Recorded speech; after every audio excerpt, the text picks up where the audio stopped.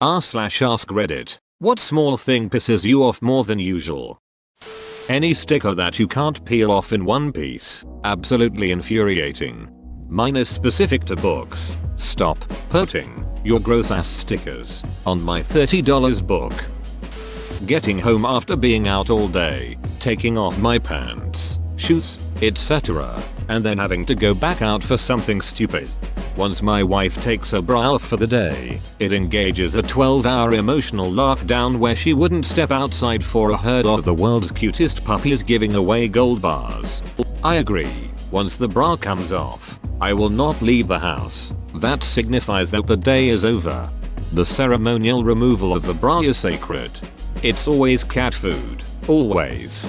Shit, that happened to me a few times a few years back when I didn't have a car. Had to walk bike everywhere. Get home from a 2-hour trek. Pouring rain. Forgot cat food.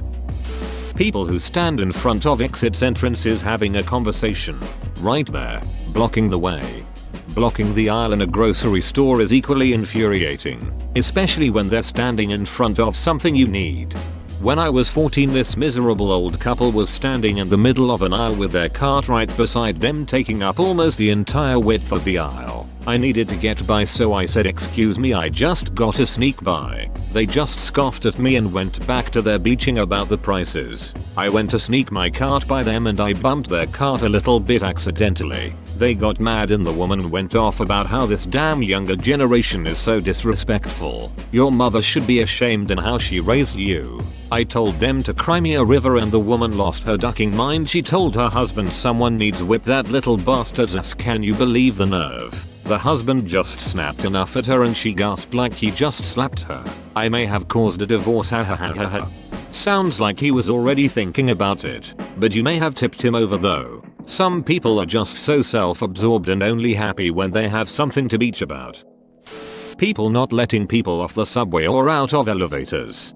Getting off the subway, I just keep walking through them while yelling, "I have to get out before you get in." That's how this works, and it usually helps. I just stare at them and keep walking out. Works most of the time. The only time that happens is on school day mornings and it's like 6th graders pushing in. People walking 10% slower than you in front of you while you have no opportunity to pass them.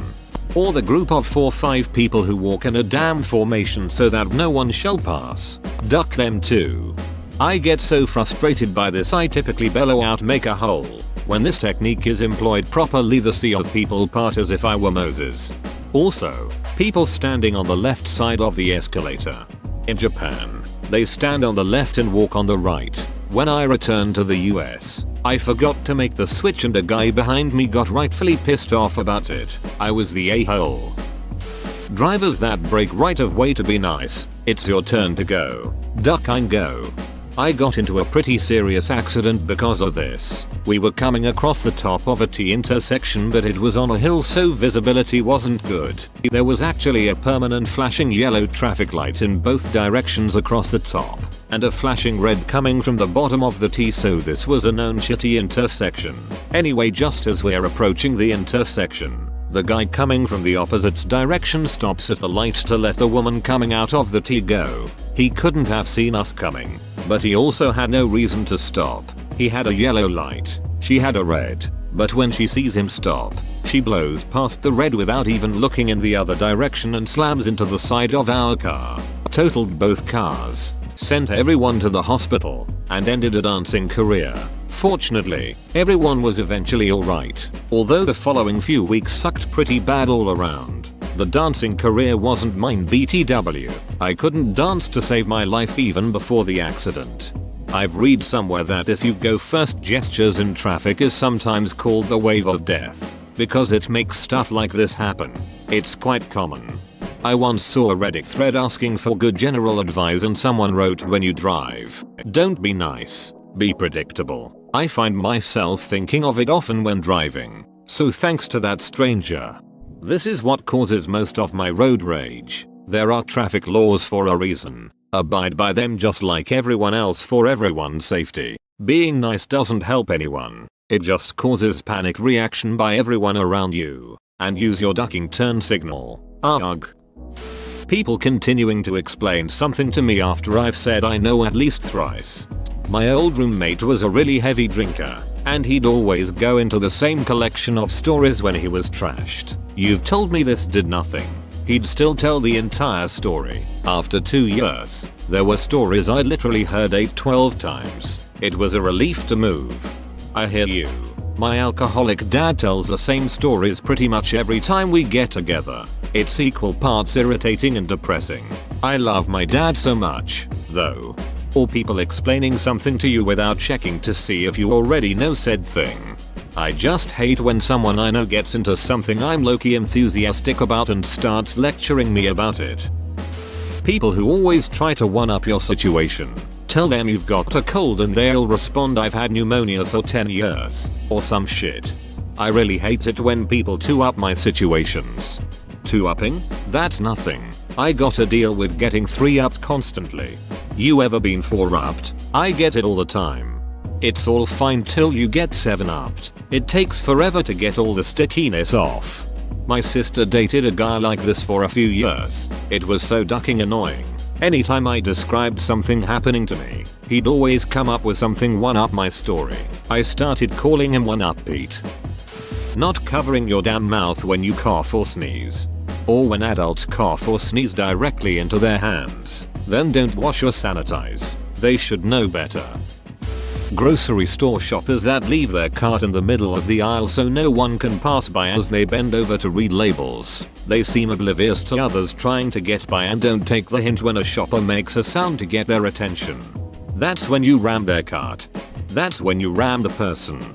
That's when you buy a ram to take shopping with you. When I moved to a new city I was pleasantly surprised to see that when people leave their carts in the middle of an aisle other people will just move the cart. Either by hand or with their cart. None of the awkward waiting, and, if the person's nearby, the right amount of shaming.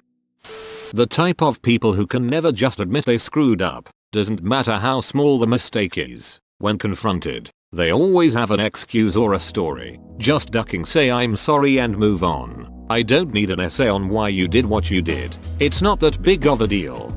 I know someone that refuses to ever accept they were wrong, let alone apologize for it. They are infallible and it's so frustrating. Safe to say we don't talk much anymore. I've had bosses like this. They accept zero responsibility. It's not even them explaining why they did. It's always how and why it's someone else's fault. I've noticed this among some of my bosses. Too. It's like they think if they admit fault, people won't respect their authority or something. Personally, I respect people who can admit their faults even more. Birds that fly in front of cars. You have the whole sky. Damn it. When I see some just leave their shopping cart in the lot when they arrive next to the cart return. Was out with my girlfriend a while back and I watched a stray cart get hit by wind and barrel straight into someone's passenger door. Wouldn't have happened if someone put their cart away properly.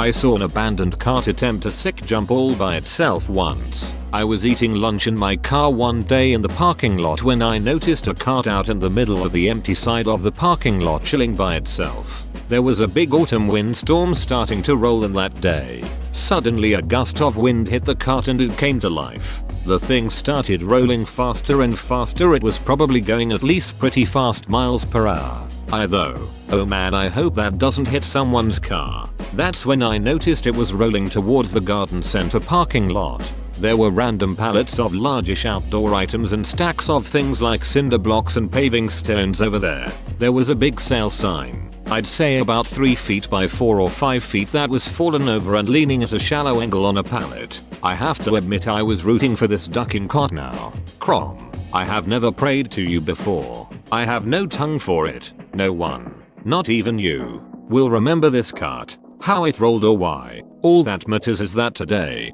one cart rolled free while others were corralled. That's what's important. Vela pleases you. Crom. So grant me one request. Please guide the wind so that this cart might make a bomb ass jump using that sign as a ramp. And if you do not listen, then to hell with you. The cart seemed to steer as if guided by divine intervention towards the sign ramp. It went up the ramp and promptly fell off the other side and toppled onto its side. My eyes widened and I spoke under my breath. Crom. People who act like they're more important than everyone else when getting off a flight. People who lose all common courtesy while traveling. Holy duck. This reminds me of this one time I came home from a business trip. This lady just cut me off and starts explaining how she should be able to cut me off to get off the damn plane first. It's like, beach, I don't care. Just stop talking. You don't need to explain to me why you need to cut me off. Especially if you're going to take 10 minutes to explain to me why you need to get off the plane first. Like if you had just said, explosive diarrhea, out of my way. That would have been more effective whether it was true or not. And people would get it. Duck. Any slight amount of input delay on games like Mario Kart or Mortal Kombat. I played Smash Bros online once. It's horrible. It felt like it was over a second of input lag. It wasn't even consistent either, so it was hard as hell to adapt to it. Reminds me online flight sim matches in the 90s where I was using a 2400 baud modem against someone with a 14.4K. Man, that was frustrating. The fitted sheet coming off the mattress in the middle of the night. It's like an alarm clock that is going off right next to my ear. Impossible to ignore. I can't fall back to sleep unless I put the sheet back on. Banana threads. You know those tiny cords between the banana and its skin? I find them revolting despite liking the fruit itself. It's like eating hair. Just the tuft of it makes me want to vomit. I have yet to meet someone who shares my utter disgust for that wiry filth. LOL, my fruit needs to be pristine. I will pick all of the white stuff off a mandarin orange. Hello there, fellow banana thread haters. D. Ants in the kitchen. Ants anywhere in the house. People who talk down about themselves hoping you'll disagree and compliment them. I can't stand being told you chose whether your day is good or bad. When talking to someone about having a bad day, I know focusing on the positive is good. But sometimes I am just having a shitty day. Ah, yes, toxic positivity. I don't trust anybody that's perpetually happy. You're hiding something, mother ducker. I just know it. Washing a spoon and making myself wet with a flood wave. People who chew loudly or with their mouth open. It's just one of those things that shouldn't piss me off but drives me insane. I used to work at a car dealership and the entire detail department would take their lunch at 1 PM. Walking in that room and listening to those 10 guys each sounded like 30 old people having a sloppy orgy. People who tailgate me when I'm going over the speed limit on a 2-lane road. Get off my ass or go around. Even worse are the people who tailgate you when there's 2 or 3 cars in front of you who are going slow. What do they want me to do? Ram the person in front of me? I can literally only go as fast as the cars in front until it's safe to pass on the left. I absolutely hate it when someone is out in public, takes a phone call, and puts their phone on speaker. And to that same end, if you're checking out at a store, please have the courtesy to at least get off of the phone and speak to the person ringing you up. At the very least, put the phone down and take care of your business. When I worked retail, I would always speak to a person who was checking out with me at a louder than normal volume if they were talking on the phone. When people can't outright say no to me and waste my time stalling instead. I rage internally when I can't get a ducking straight answer. Yes, no, I don't care which. Just ducking, tell me. Goddamn. 2 people who decide the best place to hold their conversation is in a doorway. Like, take a few steps in or a few out. Meanwhile, I guess I'm supposed to say excuse me but should be excuse you. People who must always have the last word and cannot apologize without adding a but. I'm sorry you feel that way, but you gotta see it from my perspective. Little children running into my room and then leaving, repeat 100 times. People not closing the door while leaving my room. People that misuse then and then. Reddit can't spell breaks. Loud talkers. Please shut the duck up, please. I'm do a lot of photography in my free time. Mostly portraits but sometimes sports. I work for free a lot. I care more about the validation and my day job pays me more than enough. But the one thing that gets me is when people don't give me credit. I love that people post my stuff on Instagram and Facebook, but a little tag in the top corner with my Insta handle would be nice. Giving people photo credit is a lot like tipping. It's not an obligation, but you kind of suck if you don't do it. When I hold the door open for someone and they don't acknowledge it at all. Yay, I don't work here. Unwashed dishes. People trying to FaceTime me. I hate calling and I hate FaceTime calling. When people say if I can do it anybody can duck you. People who keep meal leftovers in their plate when they put it in the sink. I think that may be the only thing I really can't stand, but my gosh I hate this. Whoa, you made it to the end? You're a ducking beast. I'll cut you a deal. Smash like and subscribe for more curated content, bruh. It's free and that's a great price.